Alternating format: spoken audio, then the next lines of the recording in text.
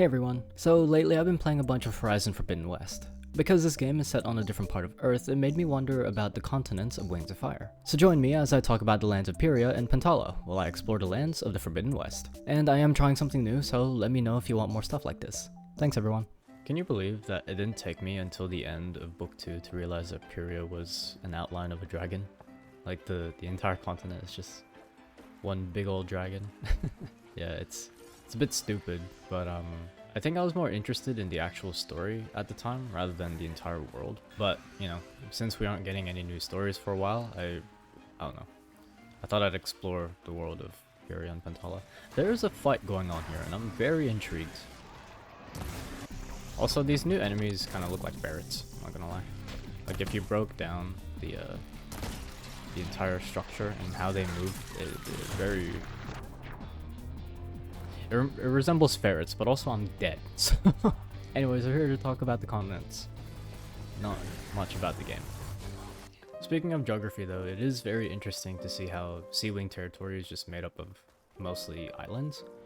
It made me more worried about the Sea Wings because islands are made in several ways, with one of them being the movement of tectonic plates, right? My guess is that there were several earthquakes that helped form the Bay of Thousand Scales. I don't know, it's just living underneath tectonic plates isn't exactly the best thing in the world. You have no idea if your home is built right on top of a danger zone, and that's not really, it's not really good. One thing I did note though, is that even though there could be the threat of flooding from the Sea Wing Kingdom because of all the tsunamis and stuff, I think Queen Morhen's palace should be fine because they're actually pretty far from the coast, unlike other places. So maybe her subjects should be fine. Oh yeah, and before I continue, most of my observations came from the guidebook. Alright, what else do I have on my notes here? Oh yeah, the ice wings. Okay, yeah, we'll be going over the ice wings because there are a few things that I actually wanted to talk about because some of them are pretty funny, but then other things are actually like, oh, why isn't this here? And so on.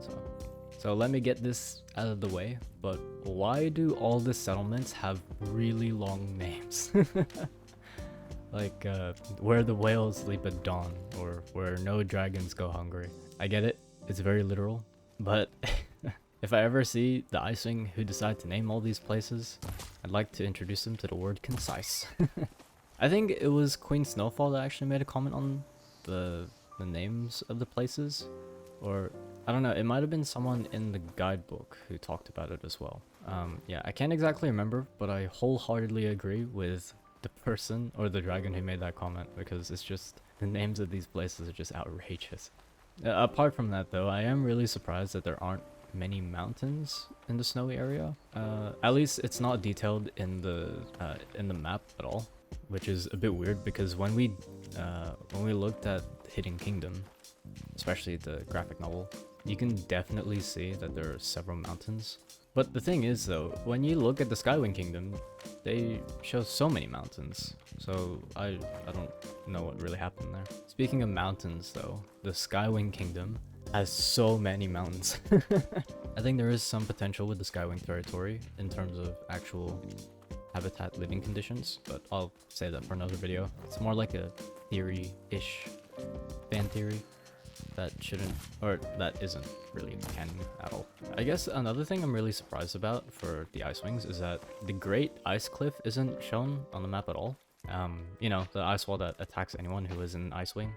I really thought that it would have been shown because it's pretty dangerous, I'm not gonna lie, and then just leaving that for other people to kind of just discover for themselves, it's a bit not great.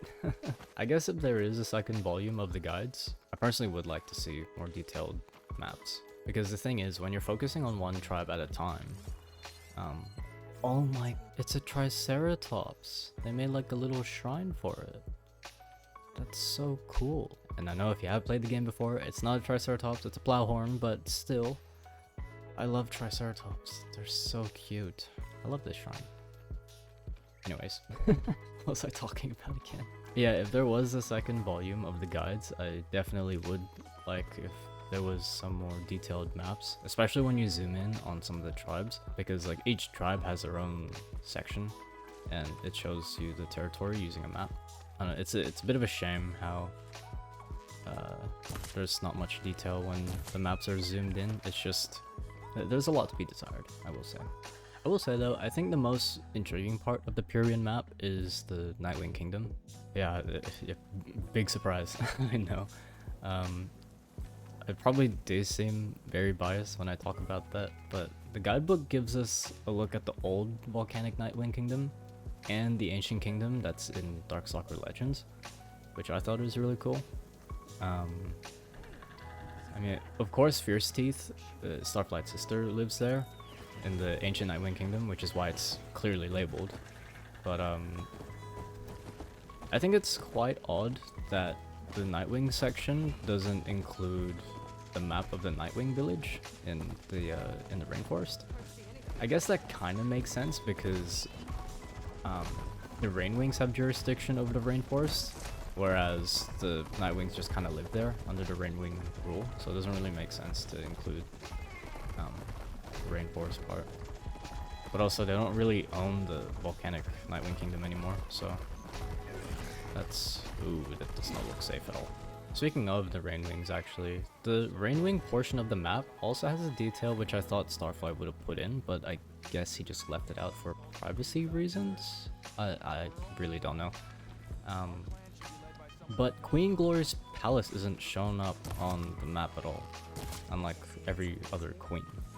I don't really know if it's a confidentiality thing, like just in case she gets assassinated or something, but Queen Snowfall revealed her Animus gifts, or her like all of her Animus gifts in the guidebook. So I don't think it's a secret thing, it's more of a precaution. I really don't know. It's super weird, especially since Queen Snowfall was giving this information to a Nightwing.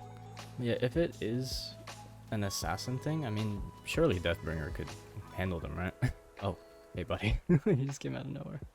Let's move on to the Skywings, because it's pretty obvious that Skywings occupy a lot of territory. Like, even though I feel like most of it isn't exactly livable because it's kind of mostly just islands. But I mean, the Skywings have quite a bit of like landmass to them. I mean, they occupy the center and the northeast.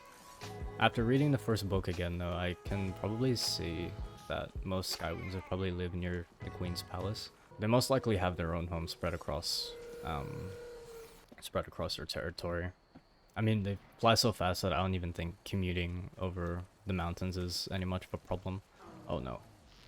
Hey, you can't see me. My time is now. Okay, looks like we're fighting instead of talking. Yep, because oh, okay, your Deathbringer gun is something to be afraid of. Oh, wait, what is that? Oh, hey, Fang Horn thing. Hi, buddy. Let me just do this, and a bit of this, and cause a bit of a chain reaction. Oh, here you go, buddy. Are you just not gonna react? I feel bad. It's not doing anything. Are you okay? The thing kind of just stood there and did nothing. These Ravagers were pretty terrifying in the first game, I'm not gonna lie. And yeah, and if it wasn't obvious, I'm playing Forbidden West and not Horizon Zero Dawn. Okay, buddy. Oh, that's... the chain reaction really just blew me up, huh? Well, at least I can talk more about the Skywings. But yeah, back to the Skywings. I'm pretty sure the Skywings arguably have the best land to live in. Especially if you're a tribe, or especially if you're a dragon from any tribe. Because, well, except maybe for the Icewings. I think Icewings kind of need the cold. But I mean, they lived in Jade Mountain Academy, so I mean, it shouldn't be that bad. But also, Under Mountains is pretty cold in general, so I don't know. For me personally, I think it'd be much easier to live in Skywing territory, because then you don't have to worry about blizzards, volcanic ash, whirlpools, tsunamis even, or mudslides or sandstorms. And frankly, I think the rainforest is pretty dangerous. It's something that I think the guidebook talks about. There are so many things in a rainforest that could just murk you on the spot. And it really just sounds like Australia. Because all the monsters, or not all the monsters, all the flora and fauna here just really don't want you to be living in Australia. Probably cut this fight down, don't worry. Whoa, that guy just faced through the ground. Okay, that's one down. A few more to go. Okay, that hurt. Okay, you know what? Let's do this.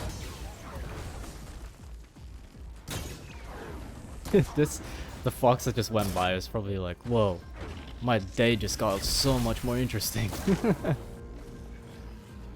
Okay, because I don't think I'm personally equipped for a Thunderjaw, we're gonna be changing the quest. I'm sorry, I just don't think I have the capacity to talk properly when there's a giant dinosaur trying to kill me. It looks so cool though, look at it. Oh, good luck, friend. Last but not least, on the Pyrrhian continent, we have the Sandwings. I honestly found it very interesting that the Kingdom of Sand and Ice were bordering each other. I've never seen an instance where that's been a thing. Why is there another Thunderjaw? I just don't want to go that way. Oh, good. Yeah, I've never seen an instance where sand and snow just casually meet like that. Like, the juxtaposition of them ever being together is very fascinating to me. I'm pretty sure having a desert near the equator definitely makes sense in terms of geography. It's just very odd how it kind of goes down to the Talon Peninsula instead of going more inward. The thing is though with the Sandwings is that I'd probably have to study deserts and sedimentary deposition again just to have an opinion about whether the sand should have just gone south or east. It's very weird. Anyways, I'm kind of surprised that the only marked civilization is the Scorpion Den. Whoa. Mainly because they mentioned that whoever controls the oases controls like the people who live there, which made me think that, oh, surely there's more places to rule other than the Scorpion Den. But I mean, if it's just that, then they're kind of screwed. There is a river on the east part of this of the Sand Kingdom, and that's great. It's just variety would be nice, especially for a civilization that's trying to find as much water as they can. It'd be nice to see them settle near the west coast, although it's mostly just salty water. Jerboa is able to live there by herself, so it's definitely habitable. It's probably a lot more difficult. So I guess setting up near a flowing river makes a lot more sense. Anyways, talking about Pantala. I didn't want this video to be an hour long, but it just might be. Yeah, instead of occupying different parts of land, they just have a conjoined tribe living together in the hives. For those who haven't read the books, like 11 through 15, I'll give you the spoiler warning now, so you can go over to the end of this video. I'll probably put a time code somewhere, because honestly, experiencing the content for yourself rather than someone spoiling it for you is a lot more rewarding than it sounds. So yeah, I'll give you a few seconds to just skip if ever you need to. But yeah. Strangely enough, I feel like I should be starting with the tribes, but we already know that that the Hivewings and Silkwings coexist, so it wouldn't really, it wouldn't really make sense. So we should probably just start with the actual geography of the place. I think it's very cool that the majority of the landmass is like full of just savanna places.